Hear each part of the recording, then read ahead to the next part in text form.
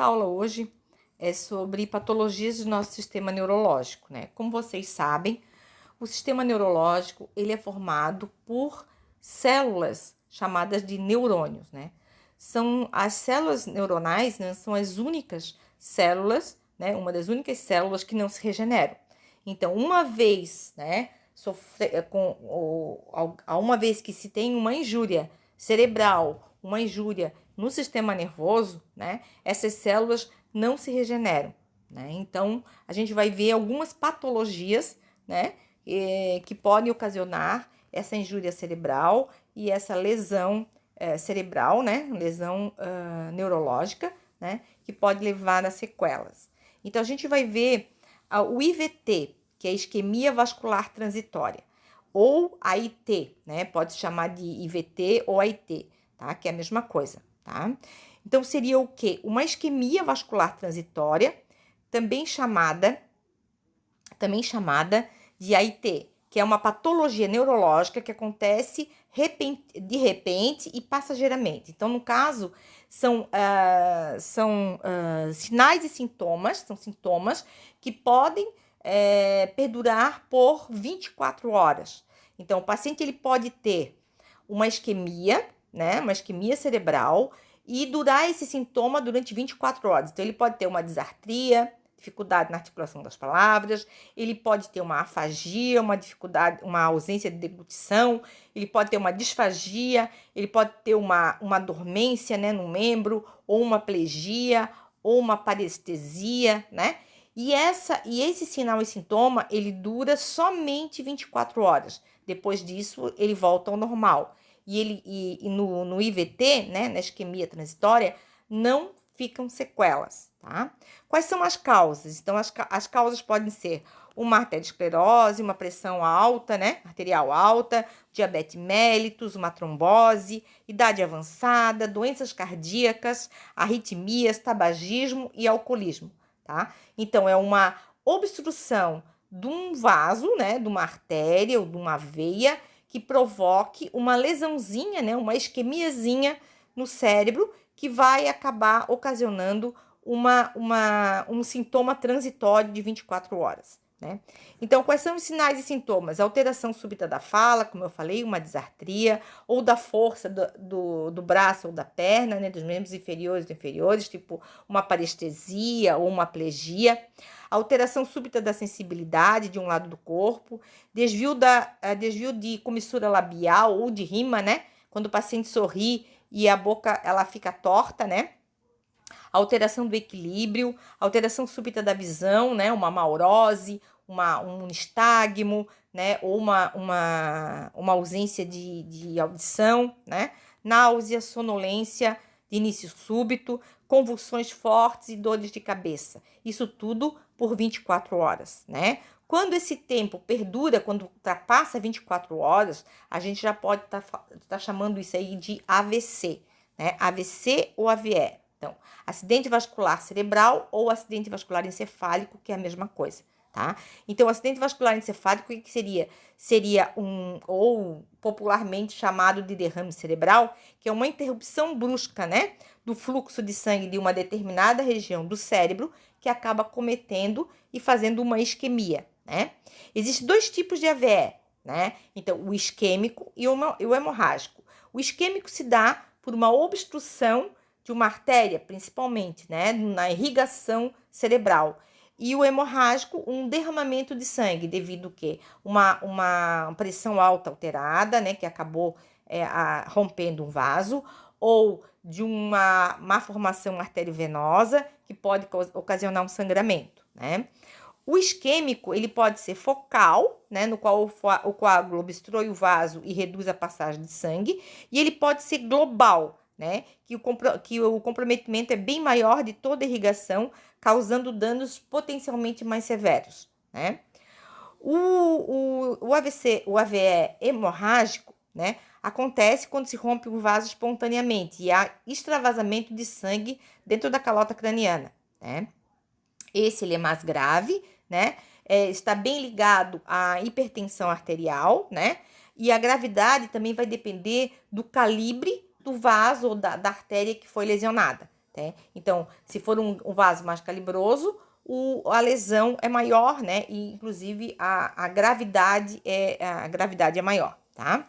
Sinais e sintomas, então, do AVC hemorrágico: fraqueza de um lado do corpo, dificuldade para falar, perda da visão, amaurose, perda da sensibilidade de um lado do corpo, pode ser uma hemiparesia, uma hemiparestesia, né? Ou uma hemiplegia, alterações motoras, né? Paralisia de um lado do corpo, distúrbio da linguagem, uma disartria, uma dislalia, uma dislexia, distúrbio sensitivo, né? E alteração do nível de consciência, tá? Então, aqui tem duas figuras, né? No meu lado esquerdo, o AVC isquêmico, e no meu lado direito, o AVC hemorrágico, né? É quando ocorre um derramamento de sangue, e esse derramamento de sangue precisa ser drenado, né? Porque tanto o derramamento de sangue como a isquemia causa o quê? Causa um edema cerebral. E aí, o que acontece? O cérebro incha, né? E tem a necessidade de ocorrer uma pressão intracraniana. Então, o médico ele precisa, às vezes, tomar alguns procedimentos para medir essa pressão intracraniana, né? Então, como é que eu vou identificar um AVC? Então, eu sempre peço, né, se a pessoa está tendo cefaleia, se ela está tendo dores de cabeça, está tendo dificuldade, né, alguma dificuldade, a gente pede para ela que ela faça, ela sorria, né? E aí tu vai ver o desvio de rima ou de comissura labial. Pede para que ela levante os braços, né? Se um braço ficar mais baixo do que o outro, é sinal de que ela está tendo um AVC. Ou se essa movimentação de rima, né? Se ao sorrir, ela sorri só de um lado, porque a boca do outro lado ela fica paralisada, né? Então, isso a gente pode ter uma paralisia facial, que ela pode ser periférica e ela pode ser central, tá? Essa paralisia facial. Então, é uma coisa que precisa ir no médico para ele identificar através de uma tomografia se é central, se foi um AVC, ou se é periférico, se foi só dos nervos periféricos ali relacionado ao trigêmeo, tá?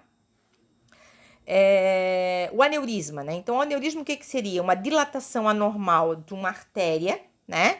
Causado por enfraquecimento da parede dessa artéria, tá? Ele pode ser causado por um trauma, por uma doença vascular, né? Ou até mesmo questões hereditárias, né? Alguém da família já teve aneurisma e pode perdurar durante outros componentes da família. Pode ocorrer basicamente em qualquer vaso sanguíneo e raramente, assim,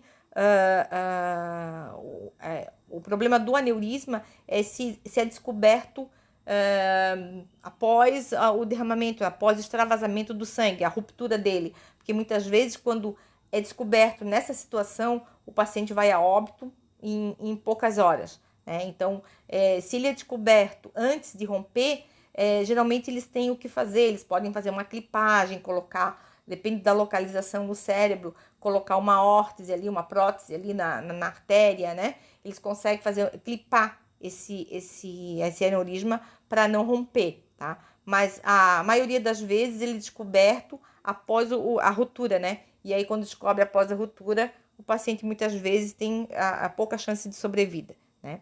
Então, quais são os sinais de aneurisma cerebral? Então, geralmente, uma dor de cabeça súbita ela pode aparecer de repente, uma intensidade muito forte, né? Náusea, vômito, perda do nível de consciência, né? Então, o que tem que diferenciar é isso, né, gente? Então, uma dor de cabeça muito forte que não cessa com nenhum analgésico. É procurar um médico e imediatamente para fazer uma tomografia, tá? Porque muitas vezes o paciente não tem essa chance. Muitas vezes ele vai a óbito e não sabe nem do que morreu, porque quando rompe e ele perde a consciência e cai, e se deixar muito tempo ele acaba indo a óbito daquilo ali mesmo e nem sabe de que morreu. Então, qual é a diferença entre o AVC e o aneurisma cerebral? Então, o AVC ele pode ocorrer decorrência de outros problemas, inclusive de pressão alta, né, de arteriosclerose, má formação dos vasos. O aneurisma é uma causa do acidente vascular cerebral. Ele está relacionado a altas taxas de mortalidade, né? Então, o aneurisma já é classificado como HSA, né? Então, porque ele acaba fazendo um extravasamento de sangue, né? Então, ele é classificado com HSA, e o HSA tem várias classificações, né? Tem o Fischer 1, Fischer 2, Fischer 3 e Fischer 4, né? O HSA, ele é classificado, ele pode ser classificado como um trauma, né? Como um sangramento de um tumor, né? Então, o aneurisma, nem sempre está relacionado com a pressão alta. Então, ele tem outra classificação, como hemorragia subaracnoidea, não como AVC hemorrágico, tá? Aqui é feito geralmente no AVC hemorrágico ou no aneurisma, quando o paciente consegue chegar até o hospital, quando ele sobrevive, né? Um batimento cardíaco, ele chega no hospital, é feita uma derivação e é colocado um dreno, né? Uma drenagem que consegue medir a pressão intracraniana, né? E ao mesmo tempo fazer a drenagem desse sangue, né? Dentro da calota craniana. E ao mesmo tempo verificar a pressão intracraniana, como é que tá, porque se aumenta essa pressão intracraniana, muitas vezes o cérebro ele incha, né? Ele acaba tendo um edema e acaba comprometendo todo o cérebro e levando o paciente à morte cefálica. Então, eles verificando a pressão intracraniana, eles conseguem identificar e aí tomar outras providências, de repente fazer uma craniotomia, qualquer outro procedimento para melhorar essa pressão, tá? A meningite. A meningite é uma inflamação, né? Uma infecção das meninges, né? Nosso sistema nervoso, ele é recoberto por 3 serosas, né? 3 meninges, a dura mater, a pia mater e a aracnoide, né? Essas 3 meninges, elas percorrem todo o nosso sistema nervoso, desde a medula espinhal até todo o cérebro, né? Quando se dá uma contaminação, né, bacteriana, né, nas meninges, né, a gente chama de meningite bacteriana,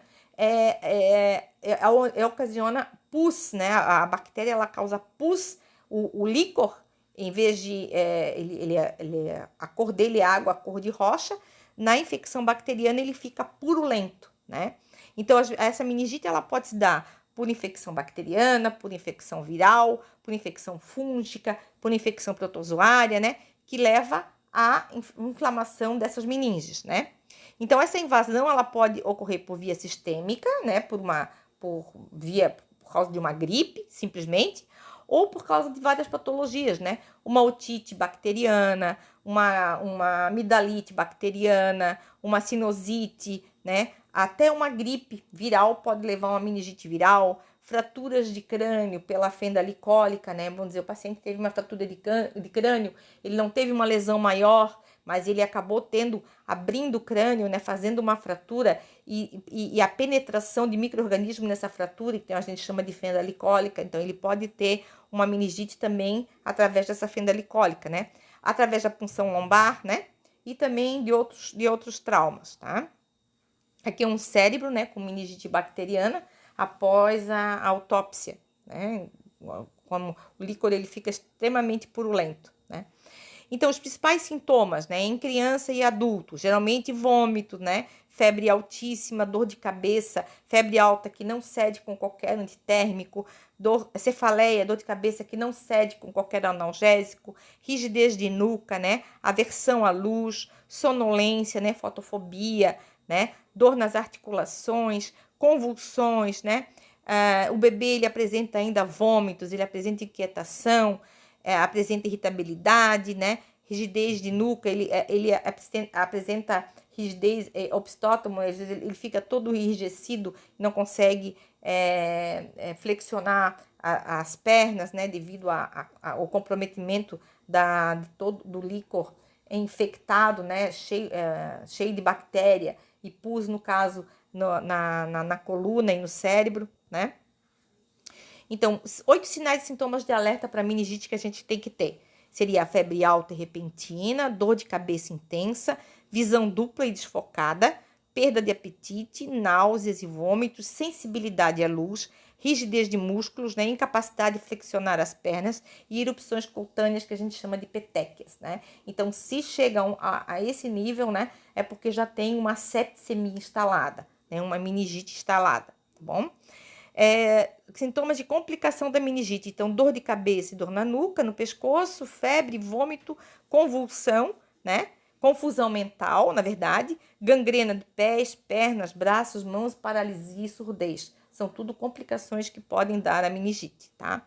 O método diagnóstico padrão, né? Um método que é utilizado padrão da meningite é a punção lombar. É uma técnica asséptica que que o médico realiza, a gente auxilia, né? É a retirada do líquor da medula, tá? Então, o líquor, ele tem que ter água cor de rocha. Geralmente, quando ele está sanguinolento ou quando ele está purulento, tem alguma coisa errada. Quando ele está sanguinolento, é porque existe o quê? Existe um extravasamento de sangue no cérebro e na medula, né? Então, houve um AVC hemorrágico, houve uma ruptura do aneurisma e tudo isso pode transformar o líquor em sanguinolento, tá? Então, o líquor ele tem que ser sempre água cor de rocha. Se ele for diferenciado, é porque existe algum problema alguma infecção cerebral, que pode ser viral, que pode ser protozoária, que pode ser por qualquer, até bacteriana, né? As petequias são aqui, ó, são essas manchas vermelhas, né? Essa punção, ela é feita tanto em criança como em adulto, né? Independente disso. E essas petequias, quando tem, é porque a infecção já se generalizou, já virou uma septicemia. Então, diagnosticando a meningite, os médicos podem diagnosticar a meningite executando um ou mais exames médicos, né? Ele pode executar o exame físico, principalmente o exame físico, o exame de sangue, teste de urina, teste do líquido espinhal, que envolve e protege toda a medula, tomografia computadorizada e ressonância magnética. Basicamente, o médico, a questão clínica, o exame clínico é bem eficaz no diagnóstico da meningite, tá? Então, esse aqui são crianças com petequias, ó. Então, essas petequias, elas podem necrosar e a criança perder dedinhos, perder perna, perder mão, tá? Devido à petequia necrosada. A meningite meningocócica, ela deixa sequelas severas, né? Inclusive paralisias, deixa sequela com surdez, cegueira, uma série de coisas, tá? A meningocócica, né? A bacteriana. Então, quais são os cuidados de enfermagem, né? Suspeita do paciente com meningite, providenciar isolamento, no caso respiratório, principalmente cuidando da gente, né? Porque ele acaba transmitindo, né, gente? 48 horas de antibiótico já não está mais transmitindo. Auxiliar a coleta de exames, manter a garantia da boa oxigenação, auxiliar a coleta de líquor, né? Funcionar acesso venoso, iniciar a medicação, um controle rigoroso de sinais vitais, né? Observar as crises convulsivas e comunicar, e utilizar EPIs, né, e cuidados em gerais. Isso aí mais basicamente para meningite, tá? Na cefaleia intensa, então, gente, nós temos 150 tipos de cefaleia, né? Então, cefaleia pode ser por uma oclusão dentária, a cefaleia pode ser por questões gastrointestinais, ela pode ser por tensão, ela pode ser por sinusite, rinite, né? Por questões de problemas oftálmicos, né? Pode ser enxaqueca mesmo, né? Pessoa que é enxaquecosa, que tem cefaleia de repetição, são dores paroxísticas, né? De repetição. Então, a cefaleia ela tem vários tipos de dor, né? Ela pode ser latejante, pulsátil, né? Sensação de aperto, então pode dar vômito, ela pode ter náusea, né? Então, a cefaleia simplesmente a gente precisa encontrar a causa dessa cefaleia, né? Que ela pode ser uma meningite, né? Tem que ver a localização dela, se ela é frontal, se ela é occipital, se ela é nas regiões parietais, se ela é de fundo de olho. Um exemplo para vocês, né? A cefaleia do Covid, a dor do Covid, a cefaleia que a gente tem do Covid, alguns pacientes dizem, relatos, né? Que é dor no fundo do olho, né? Então, é uma característica do Covid, é dor de fundo de olho, assim, parece que é lá dentro do olho a dor, né? Então, cada cefaleia, ela vai ter uma patologia que pode se acrescentar, na verdade, né? Então, tem que pesquisar para saber de que é essa cefaleia. O tétano, né? O tétano é uma doença que quase que ele é quase que erradicada, né?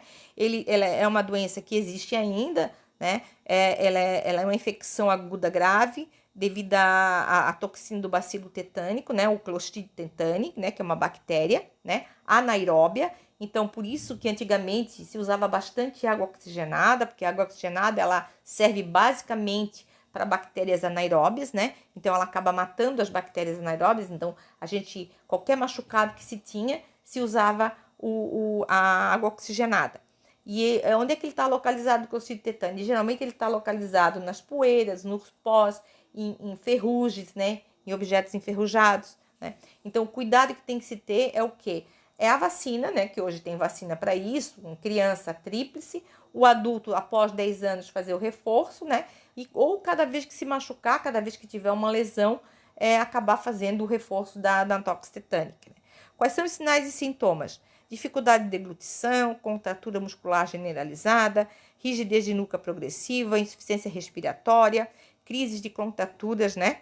Geralmente desencadeadas por estímulos luminosos. Então, geralmente o paciente com tétano ele tem que ficar isolado, né? Em locais que ele não consiga, que ele não tenha barulho, porque o barulho ele vai estimular e vai acabar tendo contraturas, né? Tendo aquele opistótomo e riso sardônico, né? E são algumas crianças com tétano, então ele tem contraturas musculares, né? Por qualquer estímulo luminoso, né?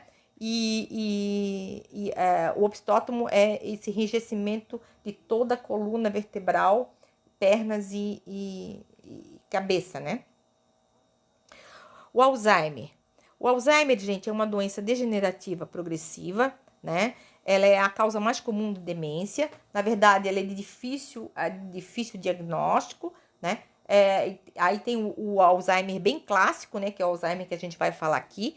Mas é uma doença de difícil diagnóstico, porque ela confunde muito com a demência, né? A demência confunde bastante, o Parkinson, né? O que caracteriza o Alzheimer, alguns estudos, né? Que é a deficiência de acetilcolina, quer dizer, o cérebro ele vai ressecando, ele vai secando, né? E vai tendo uma deficiência de acetilcolina, que é um neurotransmissor, né? Ocorre uma degeneração das células cerebrais, né? Que vão morrendo e causando um declínio da memória e da função mental, né?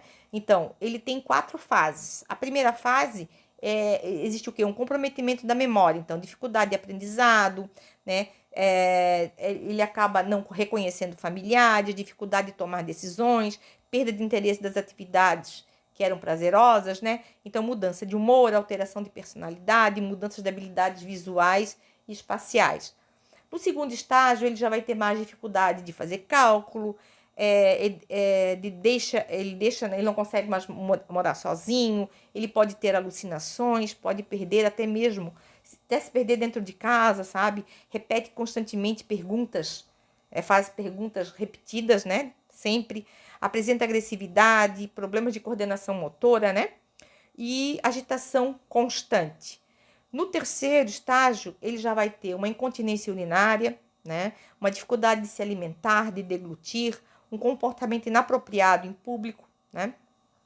Ele tem resistência a cumprir atividades de vida diária, né? Deficiência motora, né? Inclusive em caminhar, porque ele vai ficando cada vez mais arcado, vai ficando cada vez mais corcundo, né? Vai voltando a postura fetal, né? E o quarto estágio é o mutismo, né? Não reconhece familiares, né? Sem controle de esfíncter nenhum, geralmente o paciente fica acamado e tem dificuldade de completar vários movimentos, né? E tem infecções constantes, tá? Então, o último estágio, que é o quarto estágio, ele já está bem precário, necessitando de auxílio, né? Para tudo, né? Então, o paciente é acamado até fazer uma parada e ir a óbito, tá? Já o Parkinson, né? Ele é um distúrbio neurológico, né? Progressivo também, que leva a incapacidade. Ele é incapacitante também. Na verdade, o Parkinson todo mundo conhece como tremores, né? Mas ele também causa demência. Ele é muito confundido com Alzheimer, né? Só que estudos comprovam, né, que no Parkinson o paciente tem as causas do Parkinson é uma deficiência do neurotransmissor dopamina, né? E ele pode estar relacionado a infecções neurológicas anteriores, né? Ou traumas. Geralmente o Parkinson, mas também ele é progressivo, né?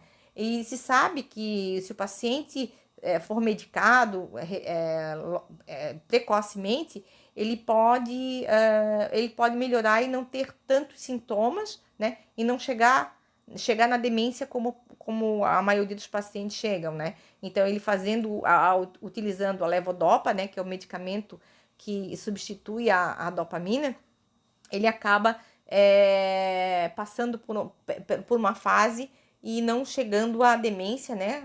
Se ele não tiver associado a nada, né? Porque, na verdade, tanto o Parkinson como o Alzheimer, ele pode se dar acima dos 65 anos. Geralmente é a idade que ele começa a se desenvolver, tá? Os sintomas do Parkinson, né? Postura curvada, né? Falta de expressão facial, inclinação para frente, tremores nas mãos e nas pernas, né? Cotovelos flexionados, fletidos, né?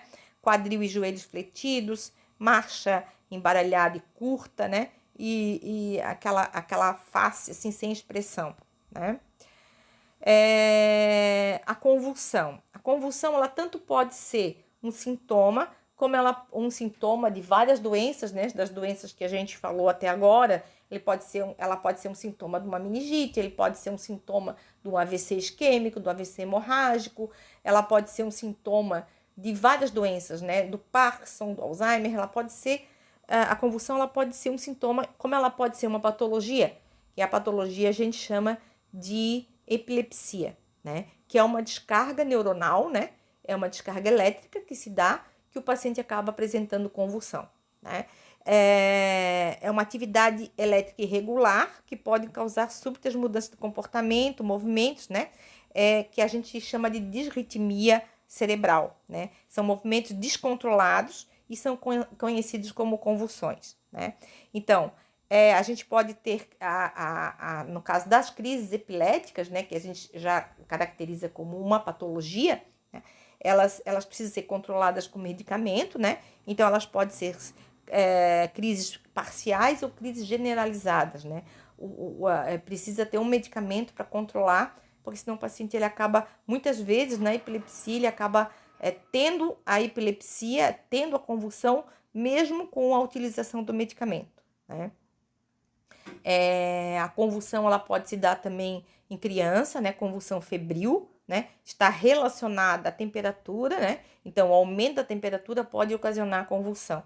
E muitas vezes, na convulsão febril, a criança, como o médico não sabe de onde vem a convulsão, ele pensa assim que não necessariamente que seja só febril, ele acaba medicando, e essa criança sendo medicada com anticonvulsivante desde do início, desde quando iniciou a convulsão, né, até 8, 9 anos. E isso precisa ser reavaliado para ver se essa criança realmente ela tem esse mal convulsivo, né, essa epilepsia, ou se a convulsão só está relacionada à temperatura alta, né? Isso precisa ser consultado o neurologista, para o neurologista avaliar direitinho para ver se vai continuar com anticonvulsivante ou não, tá? A crise epilética convulsão, ela tem diferenças, né? Então, a crise epilética, ela pode vir associada a contraturas musculares, né? Desordenadas e involuntárias. E no caso da epilepsia, ela pode perdurar por mais de 1 minuto, 2 minutos, né? Então, a convulsão, ela sempre tem que ter a causa. Se essa convulsão ela não está relacionada à epilepsia, ela tem uma causa, né? Então, ela tem um tumor cerebral, ou ela tem ou ela tem uma meningite, ou ela tem um AVC, uma isquemia cerebral, ou ela tem alguma coisa que não está relacionada à descarga da epilepsia, né? Então, a convulsão sempre tem que ser pesquisado o porquê da convulsão, tá? A epilepsia ela pode estar relacionada a questões hereditárias também, tá? Então, às vezes o pai tem mal convulsivo, né? E muitas vezes o médico, o neurologista, ele pode controlar, né? essa convulsão através de um eletroencefalograma, tá? Vendo o ponto de descarga onde desencadeia essa convulsão. Por hoje é só, então na próxima aula a gente vai ver as questões de neuroplasticidade, né? O que é a neuroplasticidade, os métodos de diagnóstico e os fármacos mais utilizados nessas patologias do sistema neurológico.